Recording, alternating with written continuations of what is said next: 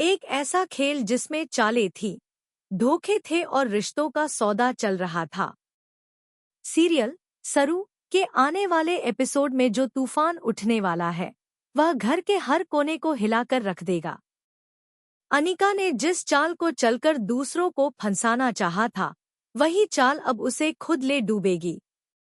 जी हाँ, जिस जाल को उसने तारा और वेद के लिए बिछाया था, उसमें अब वो खुद ही बुरी तरह फंस चुकी है और इस बार उसे निकालने वाला कोई नहीं।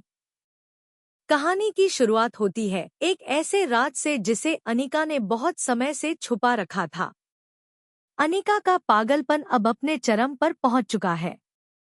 जब उसे यह महसूस होता है कि वेद और सरू ने एक जैसे कपड़े पहन लिए हैं, तो उसका गुस्सा 7वें आसमान पर पहुंच जाता है। वो बिना कुछ सोचे समझे कैंची उठाकर वेद का आउटफिट काटने लगती है।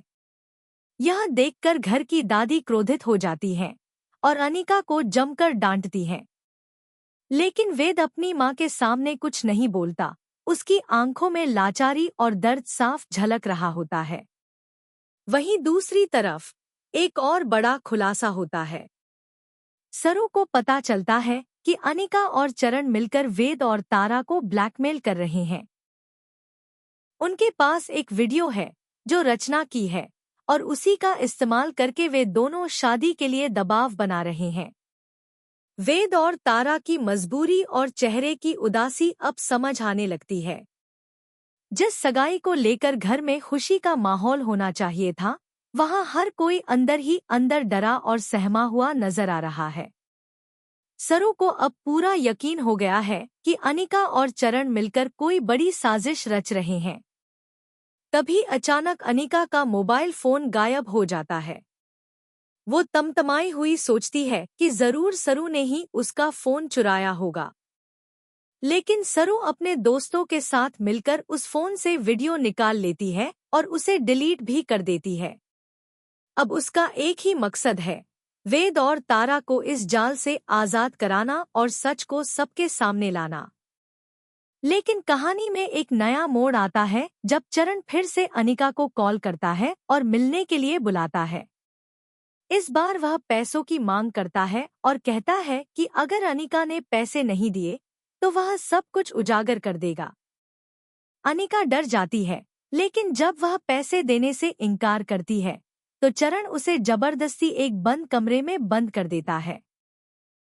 उधर सरू को शक हो जाता है कि अनिका किसी मुसीबत में है।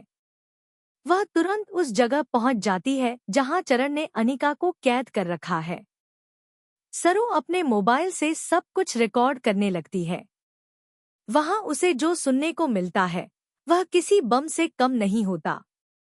चरण और अनिका दोनों ही अपने गुनाह कबूल करते हैं कि कैसे उन्होंने रचना की वीडियो का इस्तेमाल करके वेद और तारा को ब्लैकमेल किया और वेद को अनिका से शादी करने के लिए मजबूर किया।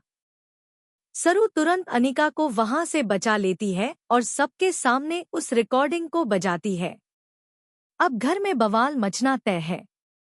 वेद, जो अब तक खामोश था, अब खुलकर बोलता है। वह बताता है कि कैसे उसकी माँ, अनिका और उसकी नानी तीनों ने मिलकर उसकी जिंदगी को नर्क बना दिया था। तारा रो रही है, लेकिन सरू की आंखों में मजबूती और आत्मविश्वास झलक रहा है। घर के सभी लोग हक्के बक्के रह जाते हैं। अब यह राज भी खुलता है कि वेद इस शादी के लिए कभी राजी नहीं था, बल्कि उसे मजबूर किया गया था। तारा का दिल टूट चुका है, लेकिन साथ ही वो सरू की हिम्मत से प्रभावित भी होती है। एक बहादुर लड़की जिसने अपने दोस्त और उसके परिवार को बचाने के लिए हर हद पार कर दी। अनिका का चेहरा अब उतर चुका है। उसके सारे झूठ, साजिशें और चालाकियां